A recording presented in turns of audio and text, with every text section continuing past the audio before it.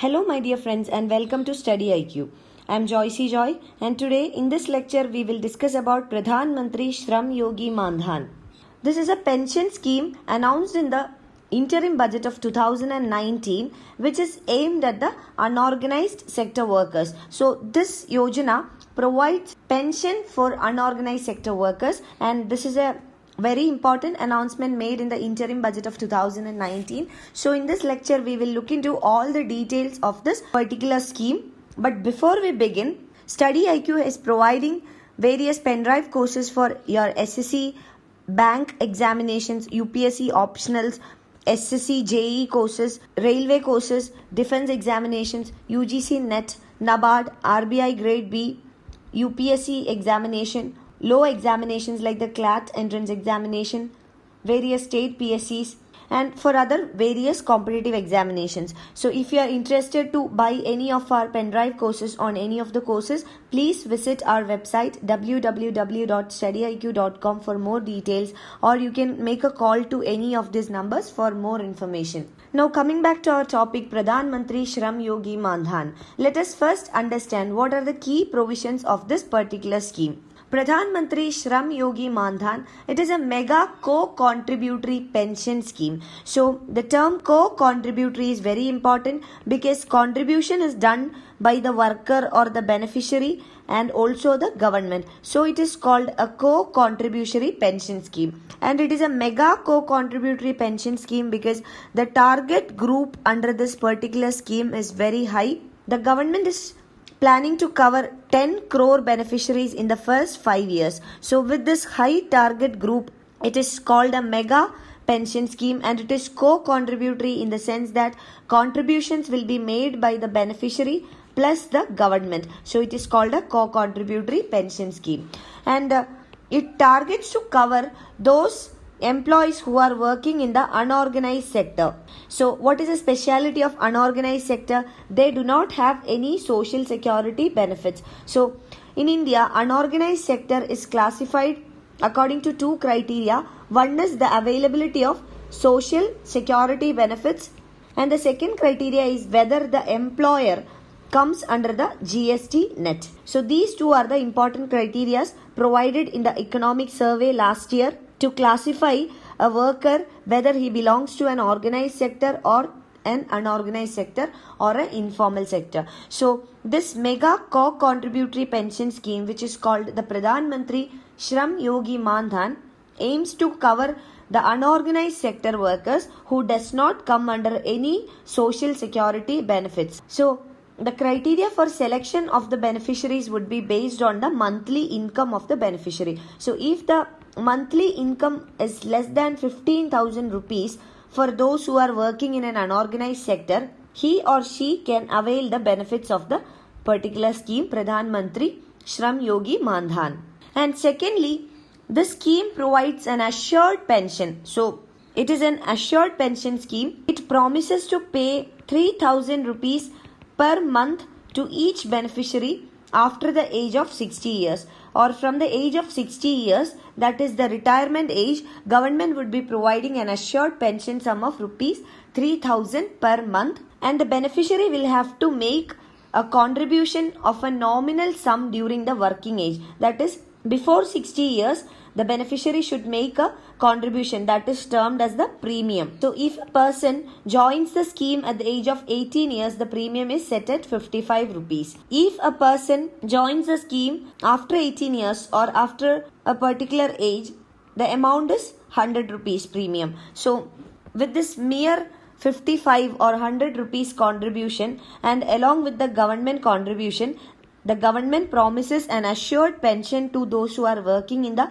unorganized sector after 60 years, an assured amount of rupees 3,000 per month as a pension. So this is a social sector initiative by the government. So this particular scheme aims to provide social security benefits to the unorganized sector, especially at their old age, that is after the retirement age or when the working age is over. And this scheme will cover 10 crore beneficiaries or 10 crore workers in the unorganized sector in the initial 5 years itself, making it one of the largest pension schemes in the world. So taking into account the number of beneficiaries of this scheme, it is considered to be one of the largest pension schemes in the world. Now let us compare this scheme, Pradhan Mantri Shram Yogi Mandhan, with that of an existing pension scheme, that is Atal Pension Yojana. APY or Atal Pension Yojana is also a pension scheme which targets to provide pension to those who are working in the unorganized sector. Now we will compare APY and Pradhan Mantri Shram Yogi Mandhan. So the first impression in comparing this APY with Pradhan Mantri Shram Yogi Mandhan is that the design and the spell out in the Pradhan Mantri Shram Yogi Mandhan are much similar to that of Atal Pension Yojana. So we will compare it. But before comparison, let us first understand some facts about Atal Pension Yojana. So the Atal Pension Yojana was brought in by the government on similar lines to the NPS or the National Pension Scheme. So National Pension Scheme covers all the central government employees. So this APY or Atal Pension Yojana also conceived as an investment pattern, because the National Pension Scheme or the NPS, it is more of a contributory in nature. So similar lines APY was also launched by the government. So under APY, Indian citizens between the age group of 18 to 40 years can opt for a fixed pension slab, and this slab is fixed at different rates: 1000 rupee slabs, 2000, 3000, 4000 and 5000. So 5 slabs were available as an option to the beneficiary. So beneficiary can choose any of the pension slab at the time of subscription. So the subscription amount or the premium will depend on two things. One is the age at which the person joins the pension scheme, and the second one is the slab which is selected by the person. So if a person selects 5000 rupees slab, that means after retirement, that is after 60 years, he would be getting an amount of 5000 rupees. So more pension amount means more premium, and age is also considered. So depending on these two factors, the premium amount of this pension would be determined, and the same amount would be paid to the spouse of the subscriber in case of a demise of the subscriber, and in case of death of both the spouse and the subscriber, the amount would be returned to the nominee. So these were the features of Atal Pension Yojana. So Atal Pension Yojana is a very important scheme of the government. Now the government has introduced a new scheme, that is Pradhan Mantri Shram Yogi Mandhan. So Atal Pension Yojana was asked as a previous year UPSC preliminary question. So you should be able to clearly understand all the facts regarding Atal Pension Yojana. Now coming to the comparison of Atal Pension Yojana with that of the new scheme, that is Pradhan Mantri Shram Yogi Mandhan.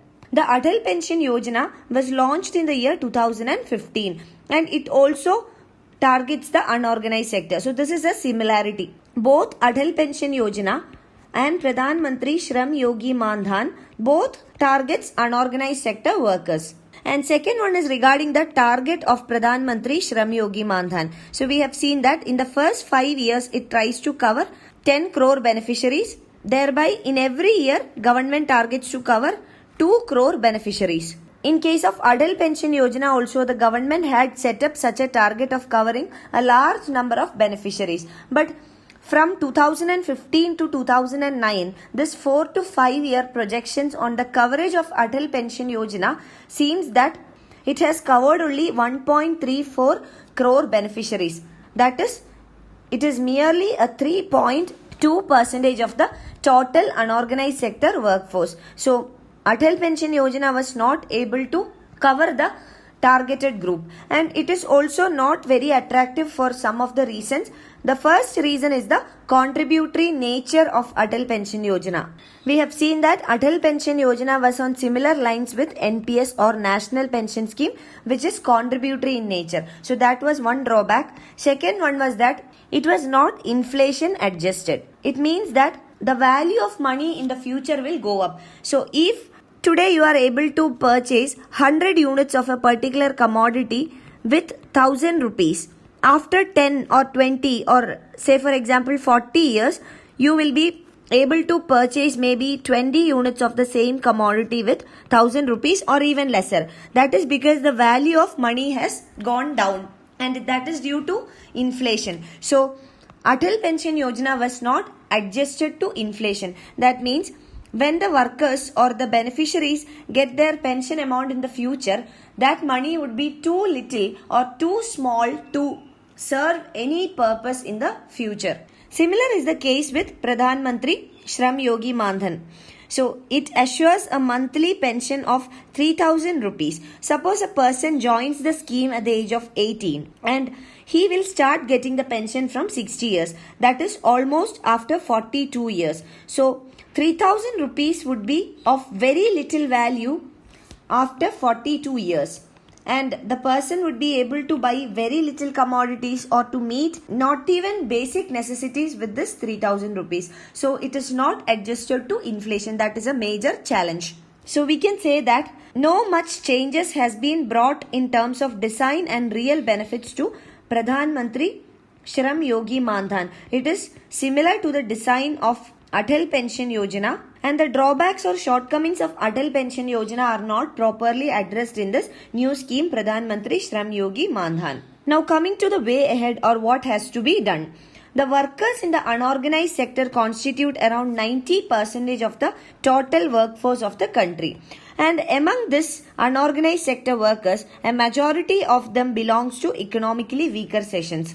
So it is very important from the part of the government to come up with a concrete public policy initiative that will secure the well-being of this 90% or the majority of the workforce in the country, especially in their old age. So it is the duty of the government to ensure the well-being of this unorganized sector workers during their old age, and for that the shortcomings or the challenges with regard to design, adequacy, efficiency, equity and targeting needs to be resolved. So by meeting the shortcomings or overcoming the challenges, government would be able to implement this in a better manner.